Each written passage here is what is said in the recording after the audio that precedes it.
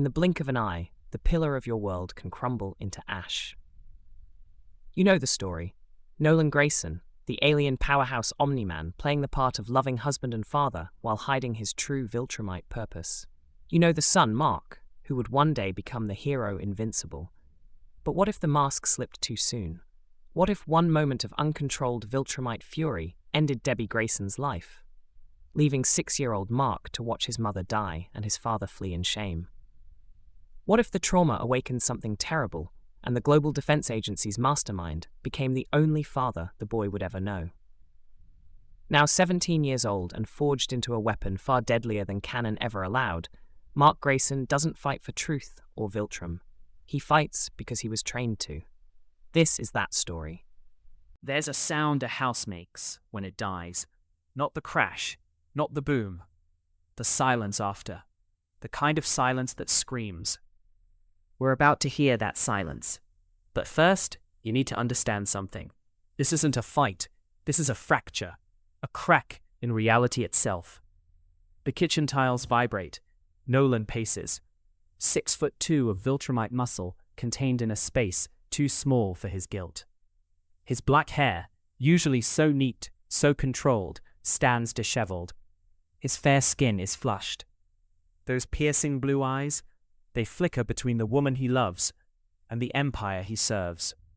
Debbie doesn't back down. She never has. Korean, fierce. Her mid-back length black hair pulled tight in that bun. Her brown eyes unflinching even as her husband trembles with suppressed power. You can't have both, she says, voice steady. You can't be their hero and destroy their world. I don't have a choice. The words tear from Nolan's throat. Don't you understand? If I don't complete the mission, then don't complete it.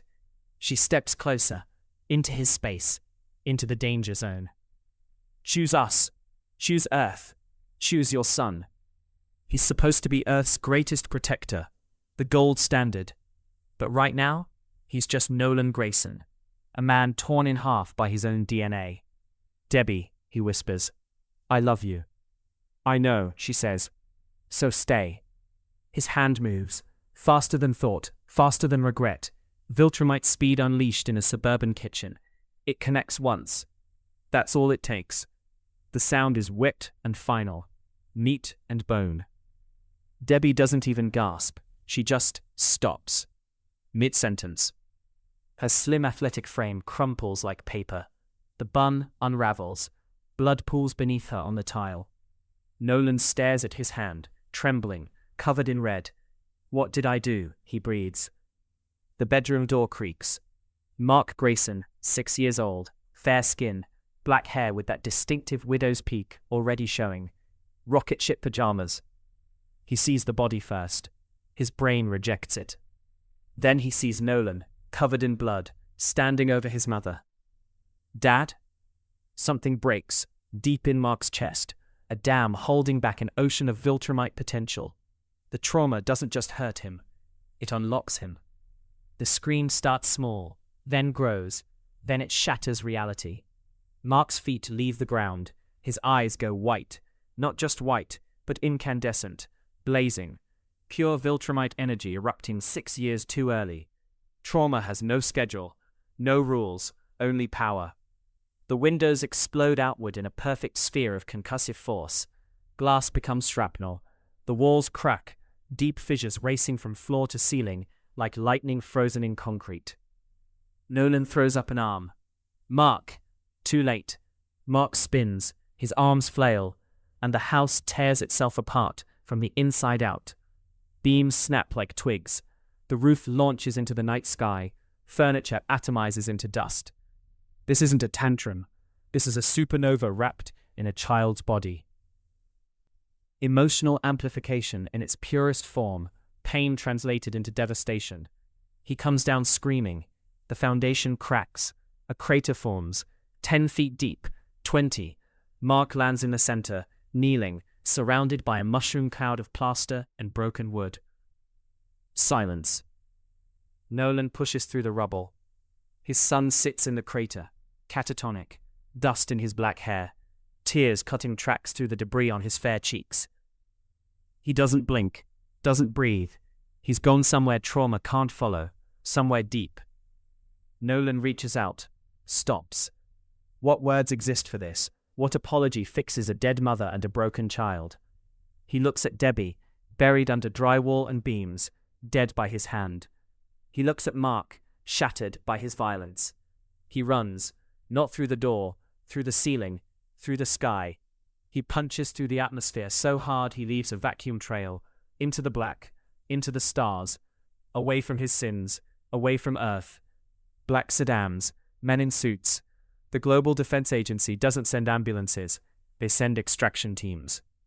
Cecil Stedman steps from the lead vehicle, silver hair catching the emergency lights. That distinctive scar across his left jaw, a roadmap of old battles.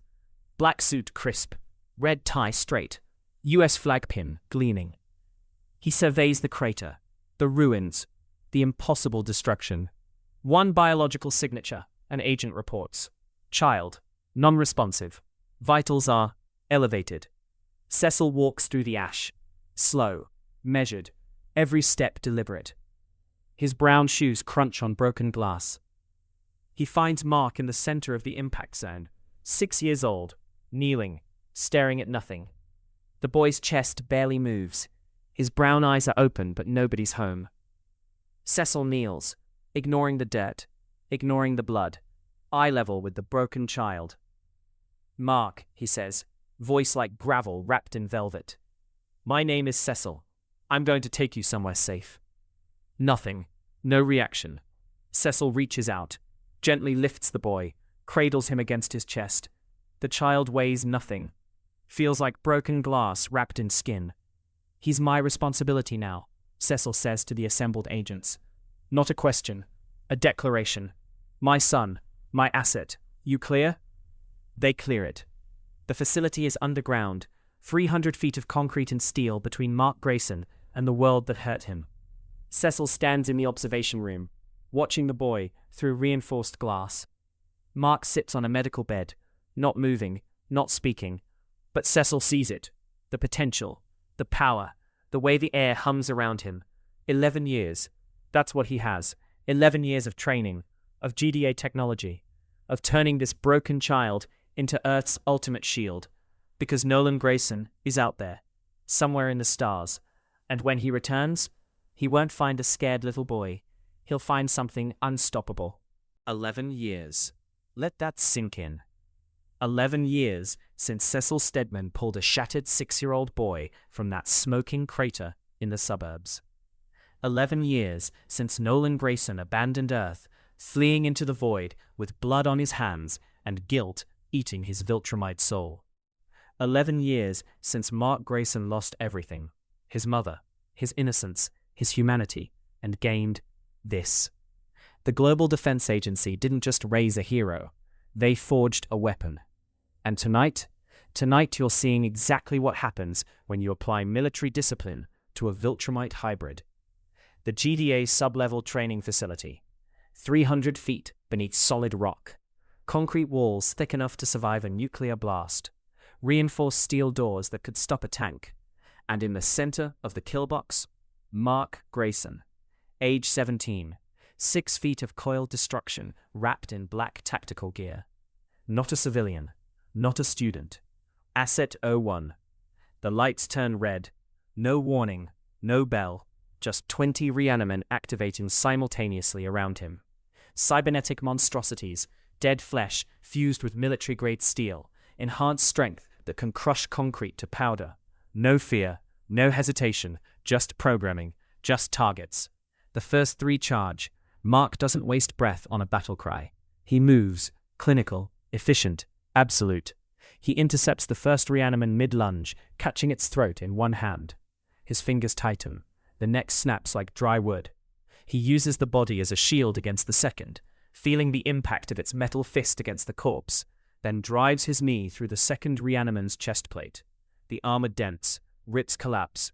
The cyborg flies backward, smashing into the wall with enough force to spiderweb the reinforced concrete across 10 feet. The third grabs his shoulder from behind. Mark twists, just his torso. His elbow connects with the reaniman's temple. The skull fractures. The body drops. He doesn't even look at it. This isn't a fight. This is surgery. Violent, precise, devastating surgery. He weaves through the remaining 17, each movement calculated, every strike targeting specific kill zones: throat, spine, skull. He doesn't float like a superhero. He doesn't pose for cameras. He destroys, methodically, ruthlessly. A reanimant swings a metal pipe hard enough to shatter a human skull. Mark catches it, bends it in his grip like wet clay, then feeds it through the cyborg's chest, impaling it on its own weapon. Another lunges. Mark catches its wrist, breaks the arm backward at the elbow, then drives his palm through its jaw. The head rocks back. The lights go out. Cecil watches from the observation deck above. That distinctive scar across his left jaw catches the harsh fluorescent light. His silver hair lies flat against his balding scalp. He doesn't flinch as Mark tears through his expensive prototypes. He doesn't blink. As 17 becomes 10, becomes 5, becomes 0. He just observes, cataloging, calculating.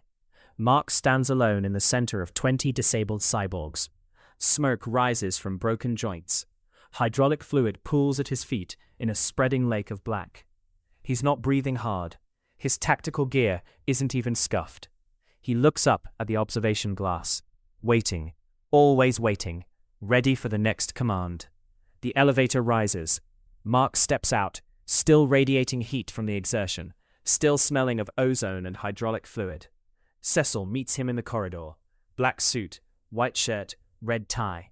Professional, cold. But there's something in his eyes.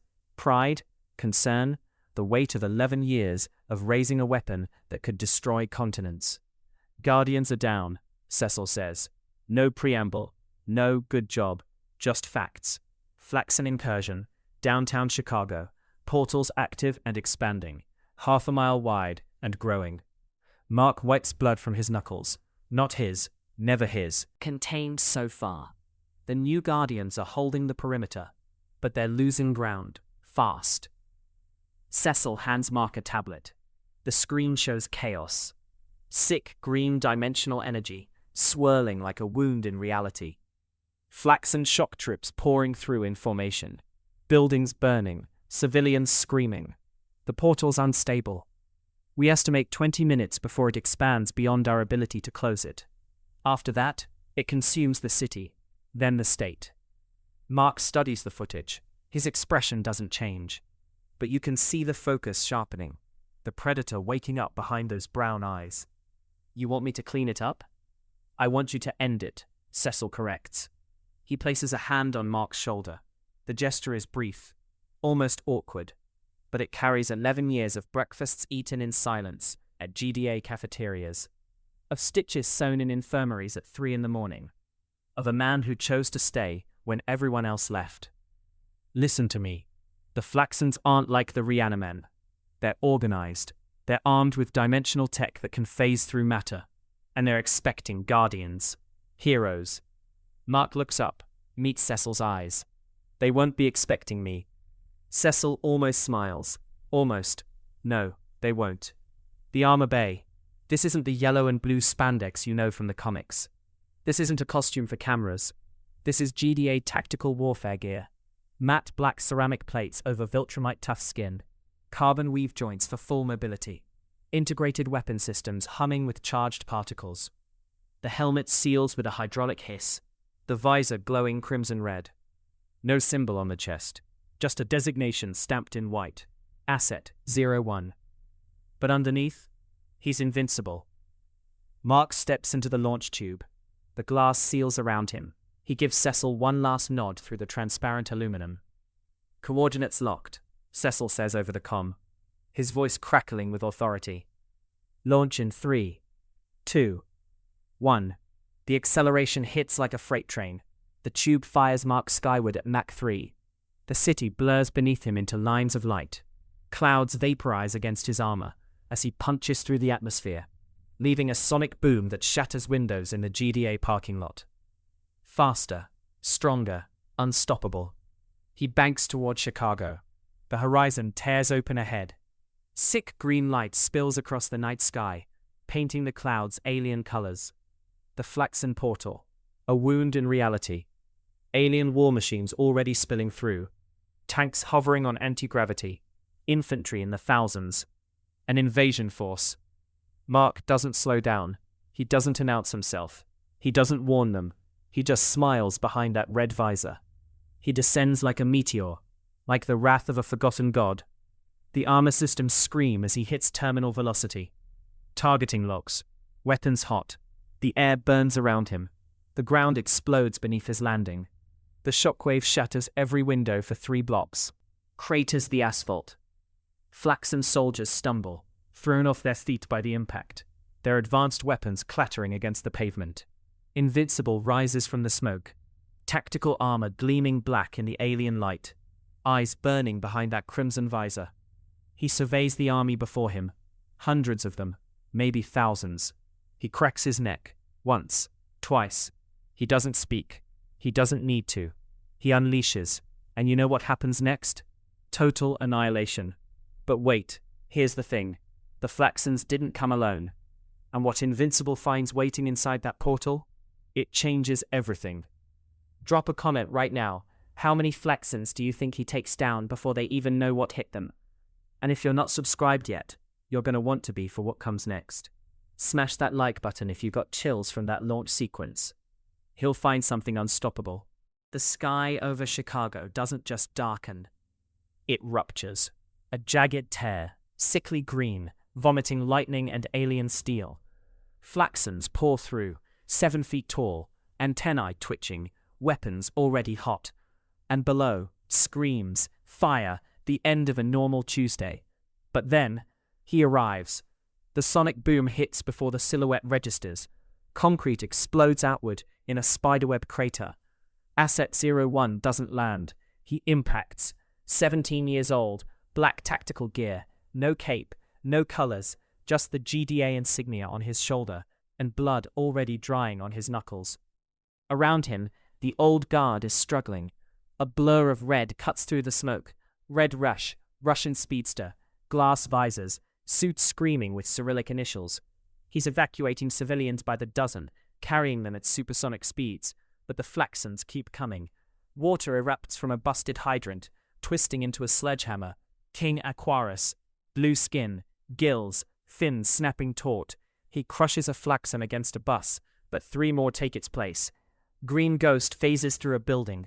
Alana, dreadlocks in her civilian form, but right now she's pure emerald energy, intangible, pulling children through solid concrete to safety. Martian Man stretches like taffy, olive skin, rectangular head, yellow eyes, wrapping elastic limbs around aliens and squeezing. Black Samson arcs electricity from his fists, cornrows whipping, disc armor sparking as he throws 20-ton punches into the invaders. From the shadows, Darkwing descends, tall, lack mask, grey chestplate, cape snapping like a flag. No powers, just peak human perfection and explosive discs that pop against Flaxan armor. And above them all, the Immortal, jet black hair, steel blue eyes, blue jumpsuit straining against biceps like cannonballs. He's punching through a tank. Warwoman stands beside him, club raised, screaming a battle cry that predates civilization. They're holding the line, but they're not winning. Until Mark moves. He doesn't announce himself. He doesn't posture. He unleashes. The first Flaxan raises a rifle. Mark catches the barrel, crushes it. The alien's eyes go wide. Mark's palm strikes its throat. The crack echoes over the gunfire. The body drops. He spins, elbow to sternum. Catastrophic force. Ribs implode. He moves through the vanguard like a scythe through wheat. Faster, stronger, unstoppable. Red Rush zips past, carrying a wounded cop, and freezes. He sees it. Mark isn't incapacitating. He's executing. Neck snaps, skulls crushed under boots. Viltrumite strength applied with GDA precision. Clinical, lethal. The Flaxans aren't being defeated. They're being erased. Green Ghost phases up, horrified. Stop! We can contain them. Mark doesn't answer. He grabs a Flaxan by the antennae and drives it knee first into the pavement. The skull caves. He moves to the next, and the next. The Immortal lands in front of him. Heavy, hard, a wall of muscle and blue spandex. Stand down. We don't kill. Mark stops, turns. His eyes are dead, Flat. 17 years old, going on 1,000. Asset-01 doesn't have non-lethal protocols. Warwoman steps up, club dripping with alien ichor. There's a line between soldier and monster. Mark looks at the portal, the source, the glowing wound in reality. Your line is why you're losing. He launches, not at them, through them. The immortal reaches out, misses. Mark flies straight into the Flaxan vanguard, grabs the portal frame, metal screams, alarms blare from the alien tech. He pulls, superhuman strength meets dimensional engineering. The structure bends, twists, collapses inward. The tear in reality snaps shut with a sound like thunder. The remaining Flaxans flicker, trapped, cut off. Mark stands in the crater, chest heaving, not from exertion, from restraint.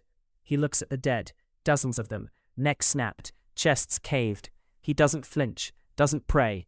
He launches into the sky, gone. No debrief, no acknowledgement, just the sonic boom fading. Silence falls over the intersection. Red Rush sets down the last civilian. His hands are shaking. Not from speed, from what he witnessed. Green Ghost solidifies, clutching her stomach. Martian Man retracts his elastic limbs, staring at the crushed bodies. Black Samson's electricity fizzles out. Darkwing checks his explosives, but his eyes are on the sky. The Immortal stands in the center of the carnage, looks at Warwoman, looks at the others. Who was that? Warwoman wipes her club clean. Her hands are trembling too.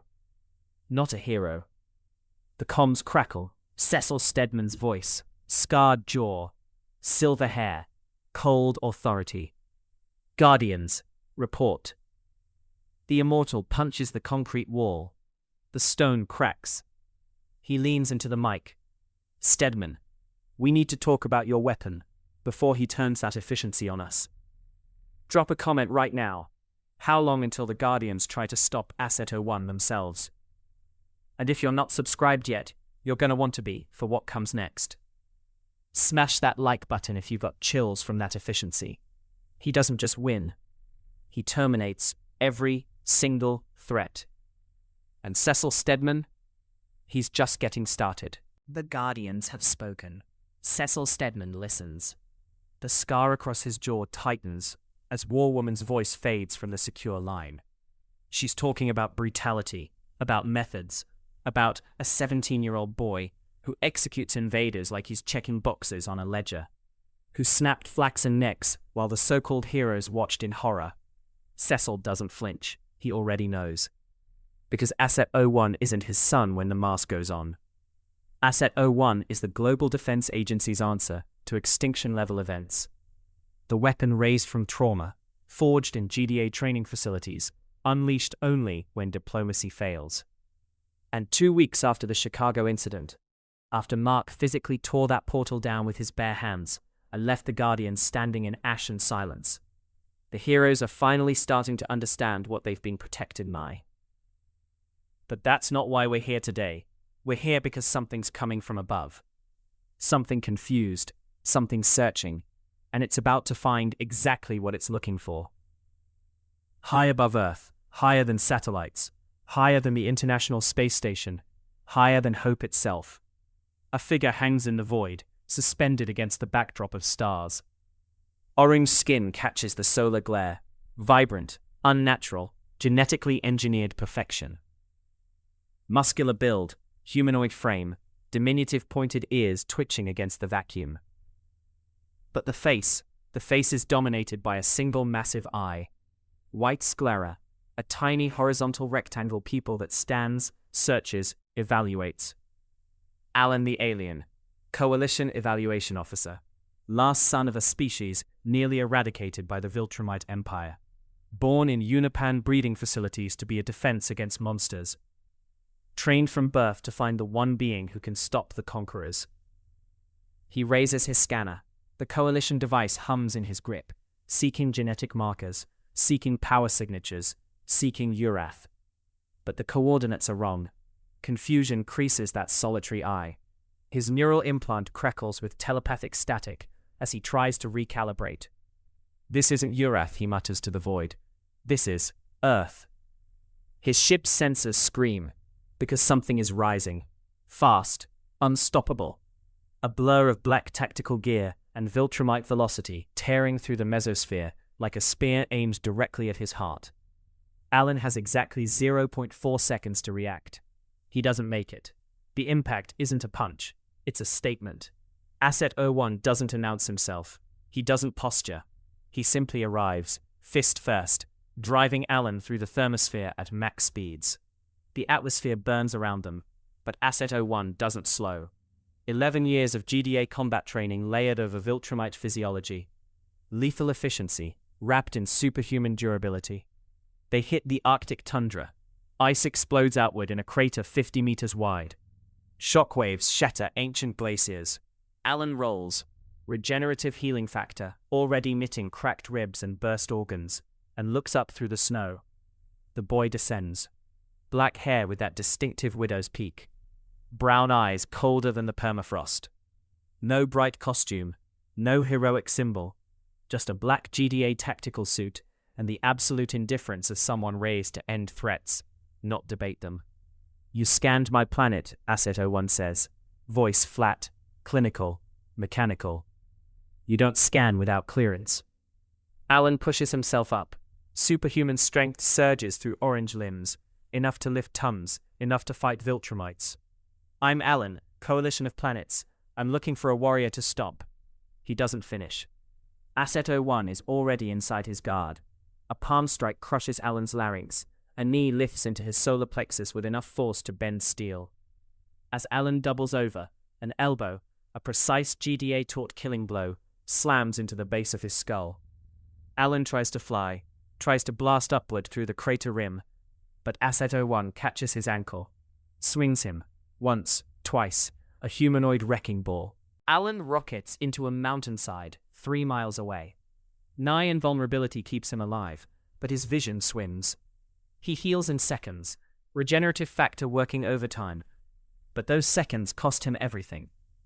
Because Asset 01 is already there, standing on his chest, one boot pressing against that massive single eye, grinding down with calculated pressure. "Who sent you?" Asset 01 asks. No anger, just interrogation.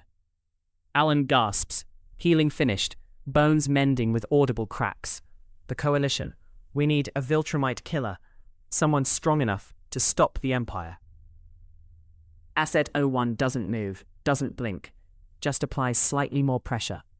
"Please," Alan chokes out. "I thought this was Urath. I didn't know Earth had you." The boot lifts. Asset 01 steps back. Lets Alan rise.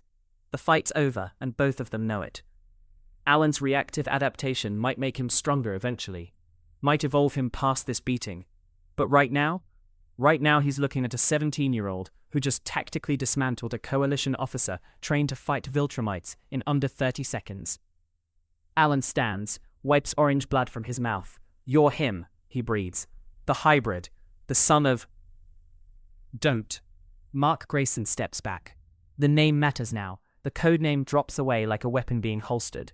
This isn't combat. This is identity. This is the boy beneath the asset. "My name is Mark," he says, quieter, but somehow heavier, denser, and I know exactly what I am. Alan stares at him with that massive eye, really looks, sees the widow's peak, the build, the way he hovers without effort, inner ear balancing systems working automatically. "Viltrumite genetics," Alan says. "Your father killed my mother when I was 6, Mark interrupts. "I watched him do it. Watched the blood cover his hands. Then he left. Coward. Monster." He turns away, looks at the endless white horizon. "So don't tell me about the Viltrumite Empire. Don't tell me about conquest and glory and species dominance. I know what they are. I know what he was." Alan spreads his hands, placating. "The Empire destroys worlds, Mark. They eradicated my people. The Coalition needs someone who can stand against them. Someone with your power, your strength." "No." Mark turns back. His eyes aren't cold anymore. They're focused, laser-targeted. "I don't fight for the Coalition. I don't fight for glory. I fight because Cecil Stedman raised me to protect Earth. Because Asset 01 doesn't have non-lethal protocols." He steps closer. "Your Empire, your Viltrumite conquerors, If they come here, I'll stop them. Not because I'm one of them, but because I'm the thing they fear most. What's that? A weapon who doesn't want to rule, only to terminate. The GDA facility, underground, sterile white walls, and the hum of fluorescent lights that never turn off. Cecil Stedman stands by the reinforced window, looking at nothing, his scarred jaw working silently beneath the silver hair. Mark Grayson stands at attention, 3 feet behind him, not relaxed, never relaxed, even here, even with the only father he's known for 11 years. The alien's name is Alan, Mark reports, detached, professional, the asset speaking. UNOPAN, Coalition of Planets Evaluation Officer, genetically engineered for anti-Viltrumite warfare. He was seeking a warrior to oppose the Empire's expansion. Cecil nods, doesn't turn. And you told him? Nothing he didn't already know. Mark pauses. He mentioned the Viltrumite threat, their conquest protocols. He thinks I'm the answer to their prayers, the hybrid who can stop the genocide. Are you? Cecil asks, still not turning. Are you their answer? Mark meets the back of Cecil's head. I'm your answer. That's all. Asset 01 is Earth's defense, not the Coalition's, not the galaxy's. Yours. Cecil turns. The scar seems to pulse in the harsh light. The Guardians called again. They're filing formal complaints, concerned about your methodology in Chicago. Methodology saves lives, Mark says. Theirs didn't. They hesitated. They talked. The Flaxans kept coming. He tilts his head, bird-like, calculating. I ended it. That may be true, but perception matters. You're 17, Mark. The world sees a child soldier. Mark's expression doesn't change, not a flicker. Then the world should be grateful their child soldier fights for them instead of against them. Silence stretches between them, father and son, director and asset. Alan is leaving, Cecil says finally. He wanted to thank you. I don't need thanks. No, you don't. Cecil steps closer, almost touches Mark's shoulder, stops. But you might need this. He holds out a file, Viltrumite Empire tactical data. Everything Alan shared. If they're coming. Mark takes the file. Doesn't open it. Let them come, he says. Space, cold and infinite, and indifferent. Alan straps into his Coalition vessel, his body healed, but his mind racing through neural implant calculations. He opens a channel. Telepathic transmission across light years, instant, silent. Coalition command, he transmits. This is Evaluation Officer Alan. Priority update on Earth assignment. Static, then the response in his mind. Report. Alan looks back at the blue planet through the viewport, at the boy who broke him without breaking a sweat, who rejected an empire, who chose to be a weapon instead of a conqueror. Earth has no hero, Alan says. Earth has a weapon, genetically modified, GDA raised, lethal beyond measure, effective beyond calculation. He hesitates, that single eye blinking. And he wants nothing to do with us. He rejects the Viltrumite heritage. He fights for Earth alone. Is he sufficient to stop the Empire? Alan's hand drifts to his ribs, still remembering the knee strike, the clinical precision, the absolute rejection of mercy. He's sufficient, Alan says, but he's not saving the galaxy for glory. He's saving Earth because it's programmed into him. And if the Viltrumites come looking for conquest, God help them, because he won't. The transmission ends. Alan engages thrusters. Earth shrinks to a dot, then a pixel, then nothing. And somewhere below, in a sterile GDA facility, Asset 01 watches the stars through reinforced glass, not waiting for rescue, not hoping for backup, just calculating trajectories, threat vectors, kill zones, always calculating, always ready. 1 week, 7 days, since that orange alien vanished into the void, leaving Mark Grayson with a galaxy's worth of warning echoing in his skull. The Viltrumites are coming. An empire of conquest, of death. And Mark? He's been training, harder than ever. But he doesn't know that today, the battlefield changes. Today, he meets someone who sees the world differently. someone who doesn't bend the knee to the Global Defense Agency. Her name is Atom Eve. Downtown, midday. Chaos erupts like a bomb. Two figures, identical, massive, blue skin stretched over muscle that shouldn't exist. Shaved heads, black leotards with that stark white M screaming across their chests. The Mauler twins. They're tearing through a reinforced vault like it's paper. Concrete explodes, civilians scream. One twin lifts an armored truck overhead, just hoists it into the air like a toy, and hurls it through a skyscraper window. Glass rains down. Destruction. Pure, unfiltered destruction. And then, pink light cuts through the smoke. She descends like a falling star. Red hair, green eyes blazing, that form-fitting pink suit with the atomic symbol burning bright on her chest. Atom Eve. She doesn't wait. She doesn't hesitate. She raises her hand and the Mauler's next missile, a chunk of rebar the size of a tree trunk, transmutes mid-air, turns to petals. Pink petals that drift down over the chaos. She's not GDA. She's not military. She's independent. And she is precise. But she's not alone. The sky cracks. A blur of blue and yellow drops from orbit. No, not drops. Slams. Invincible. Asset 01 hits the pavement hard enough to crater the asphalt. The shockwave shatters windows for 3 blocks. He doesn't float. He doesn't pose. He moves. Mark Grayson, 17 years old and already a weapon beyond measure, courtesy of Cecil's training. He doesn't see the artistry in Eve's transmutation. He sees a threat that needs elimination. The Mauler twins roar. They charge. One swings a fist the size of a wrecking ball. Mark catches it, stops it cold. Then he twists. Bone snaps. The twin screams. Mark drives his knee into the alien's gut. Once, twice, then spins him like a discus and launches him into the side of a building. Concrete dust explodes. The structure groans. Eve throws up an energy construct, a wall of solid pink light. But Mark is already past it.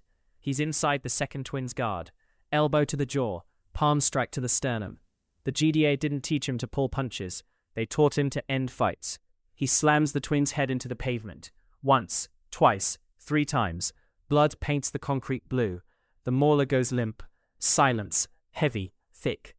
Atom Eve lands beside him, her boots touching down on pink energy that dissipates like mist. She looks at the crater, the collapsed wall, the shattered street. Then she looks at him. Really looks. Invincible, right? Her voice is steady, but there's fire underneath. You almost brought that building down on those civilians. You shattered 3 load-bearing walls. Mark wipes blue blood from his knuckles. Doesn't look at her. Asset 01 neutralizes threats. Collateral damage is calculated. Acceptable. Acceptable? She steps closer. The atomic symbol on her chest seems to glow brighter with her anger. There's a difference between stopping criminals and demolishing a city block. Who trained you? The GDA? Now he looks at her. His eyes are cold, focused. You don't understand what's coming. The threats I face, they don't care about your rules, about your precision. And you don't care about the people living here? She gestures at the dust, the wreckage. I transmuted that debris into mist. You punched through it. What if someone had been inside? Mark's jaw tightens. Then there would be casualties of war, acceptable losses. The words hang there. Poisonous. Wrong. Eve shakes her head. You're not a hero, you're a weapon. And weapons, they break things. They don't save them. Before Mark can respond, before he can process the sting of that accusation, his earpiece crackles. Cecil's voice, calm, authoritative, unmistakable. Asset 01, return to base immediately. We have a situation. Mark touches the comm. Copy. He looks at Eve one last time. Stay out of GDA business. You won't like what happens if you interfere. Then he's gone. A sonic boom as he breaks atmosphere, leaving her standing in the crater of his making. Atom Eve watches him vanish into the clouds. Her hands clench into fists. Pink energy sparks between her fingers. Asset 01, she whispers. Let's see what the Global Defense Agency is hiding. 3 hours later, GDA headquarters, sublevel 12. Mark stands at attention before Cecil's desk. The scar across the director's jaw catches the fluorescent light. His silver hair is immaculate. His eyes are drilling into Mark with that familiar, calculating weight. "You were reckless today," Cecil says. Not angry, assessing. The Wilkins girl is asking questions. She's accessing restricted databases, looking for you. She's a civilian with powers, a variable. Should I neutralize the threat? Cecil leans back. No, not yet. She's useful. But I need you to understand something, Mark. You're not just a soldier. You're my son. And that girl? She sees something in you that I need to control. The independent heroes are gathering, watching. They don't trust the GDA. Should I care? Mark says. Cecil smiles, thin, sharp. You should, because if she finds out what you really are, what Nolan was, what you could become, she might try to stop you. And I don't want to have to kill her. Mark's fists clench at his sides. The image of Debbie flashes. Blood on the floor. His mother's eyes. The trauma that made him. I'll handle it, Mark says. You always do. Cecil taps his desk. Dismissed, but across the city, in a small apartment lit only by the glow of multiple monitors, Samantha Eve Wilkins, Atom Eve, stares at a file she shouldn't have found. Her fingers tremble. The screen glows with classified GDA data. Photos of a 6-year-old boy standing over a body. Blood everywhere. Training records that read like war crimes. And a designation that chills her to the bone. Project Asset 01. Mark Grayson. Viltrumite human hybrid. Threat level. Extinction. She leans back. Her heart pounds. She thought he was just another government thug. But this is something else. Something terrifying. And you know what happens next? She's going to find him. She's going to confront him. And when she does, the truth about what Mark Grayson really is, the monster he's been trained to become, it's going to shatter everything. Drop a comment right now. Do you think Atom Eve can save him from himself? Or is Mark too far gone? Smash that like button if you got chills from that file reveal. And subscribe, because next chapter... 3 days. That's all it took for the past to come knocking. Nolan Grayson descends through the atmosphere like a falling star. But there's no fanfare, no triumphant return. Just a man who ran from his sins, coming back to face the wreckage he left behind. He lands outside the Global Defense Agency facility with enough force to crack the asphalt. The man who once called himself Omni-Man. The murderer who buried his wife with his own 2 hands. Cecil Stedman waits at the entrance, silver hair catching the moonlight. That distinctive scar running across his jaw like a warning label. Eyes that have seen every possible nightmare this world can conjure. He doesn't flinch when the ground trembles beneath Nolan's boots. He doesn't reach for a weapon, because against something like this, weapons don't matter. Only will. You're not welcome here, Cecil says. His voice is quiet, controlled. The kind of quiet that comes before a storm that tears cities apart. Nolan steps forward. The white and grey uniform he abandoned years ago is gone. He wears simple earth clothes now. A man trying to be something he forgot how to be. I came for Mark. You lost that right 11 years ago. Cecil corrects him, and the word lands like a slap. Now he's Asset 01, the most effective weapon this planet has ever produced. And you're just the ghost that made him. The trauma that forged him. The tension here is thick enough to choke on. This isn't a hero meeting his handler. This is a father confronting the man who stole his son and turned him into something unrecognizable. He's not the boy you remember, Cecil warns. His eyes narrow. I made sure of that. The sky tears open. Mark Grayson drops from the clouds. 17 years old. Shoulders broader than they should be at that age. Packed with muscle, forged by GDA enhancement protocols, and Viltrumite genetics pushed to their absolute limit. He doesn't run to his father. He doesn't cry. He lands with military precision 10 feet away, his boots clicking against the concrete in perfect synchronicity. The tactical gear hugs his frame, black and grey, utilitarian, bristling with tech augmentations at his wrists and spine. No colourful costume, no symbol of hope, just efficiency. Nolan's face cracks. Horror, pure unadulterated horror washes over him like a wave. He sees it, the weapon, the thing he created in his moment of weakness, standing before him in the shape of his child. The eyes are the worst. Brown, like his mother's, but empty. Cold. Calculating. The name barely makes it out of Nolan's throat. Asset 01, Mark corrects. His voice is flat, mechanical. The voice of someone who has compartmentalized every emotion into a box labeled irrelevant. Identify yourself and state your business. Nolan reaches out a hand. It trembles. I'm your father. You killed my mother. Mark doesn't blink. He doesn't step back. He states it as fact, as data, as a mission parameter. You don't get to be my father. You don't get to be anything. It explodes. Nolan moves first. Viltrumite speed, a blur of muscle and rage and desperate regret. He closes the distance in a heartbeat, reaching to grab Mark by the shoulders, to shake him, to hold him, and somehow make the boy he remembers come back from wherever he's buried. Mark doesn't flinch. He sidesteps with perfect GDA combat training, years of Cecil's drilling, of muscle memory etched into his hybrid physiology. He drives an elbow into Nolan's ribs with a crack that echoes across the compound. Reinforced with tech, amplified with Viltrumite strength. The sound is wet. Nolan staggers. He wasn't ready. He expected anger. He expected tears. He didn't expect efficiency. Mark unleashes. This isn't a boy throwing a tantrum. This is a weapon unleashing devastation with clinical precision. He spins, delivering a roundhouse kick that catches Nolan's jaw and sends the older Viltrumite crashing through the facility wall. Concrete explodes. Steel bends like paper.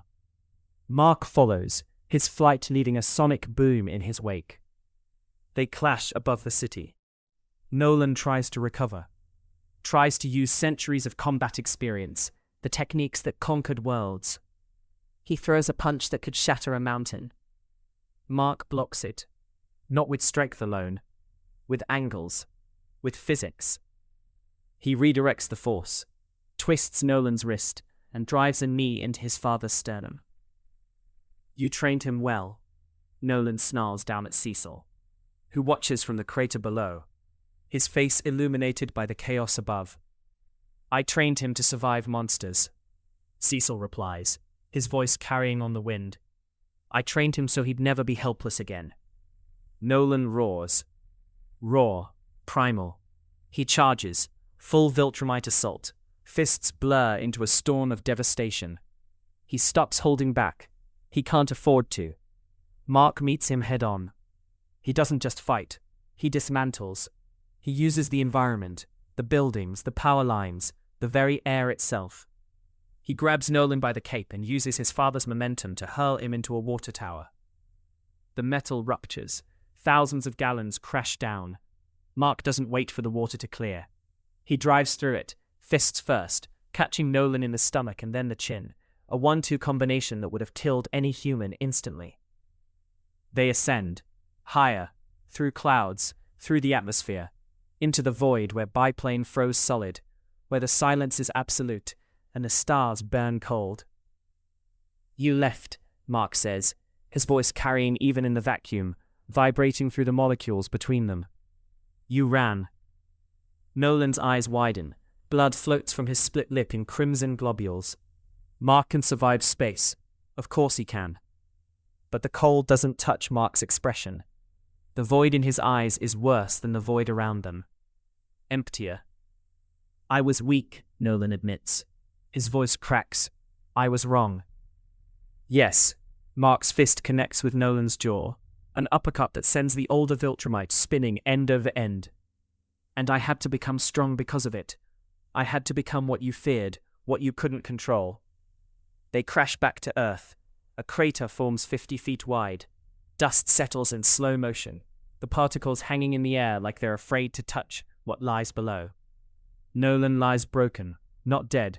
Mark knows exactly how much damage a Viltrumite can take. Bones knitting already, blood pooling in the dirt. Mark could end him. The training taught him how. Pressure points in the neck. The precise amount of force to apply to the brainstem before regeneration can't keep up. Mark stands over him, the sun behind his head like a halo, casting his face in shadow. But there's no mercy here, only resolution.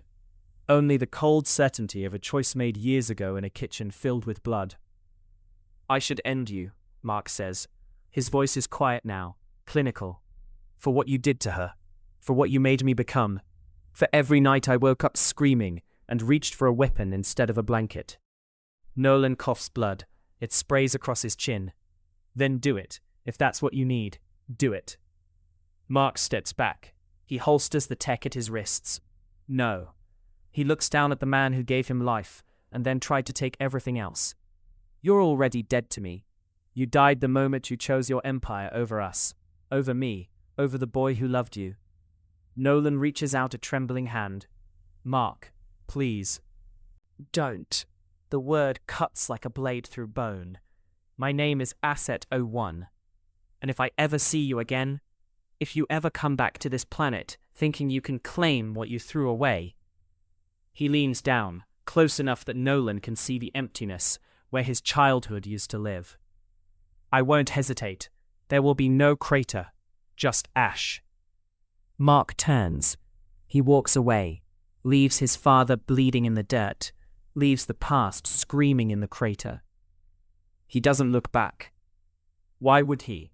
The dead don't get second chances. He returns to Cecil.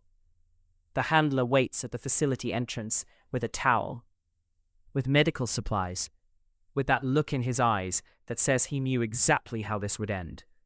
And he's proud of the restraint shown, even as he mourns the cost of it. Next assignment? Mark asks. No emotion, no tremor in his voice. Just the soldier. Cecil nods, placing a hand on Mark's shoulder. The touch of a father who chose to stay. We've got a situation in Paris. Viltrumite energy signature. Possible scout. Mark adjusts his gear. The blood on his knuckles isn't his own. Then let's move. He walks into the facility. The doors close behind him. Drop a comment right now. Do you think Nolan deserved that mercy? Or should Mark have finished the job and ended the threat permanently? Smash that like button if that father-son battle hit different, and subscribe, because next chapter, the Viltrumite Empire finally locates their lost soldier. And trust me, when they see what Earth's done to Nolan's son, they're not going to send an envoy.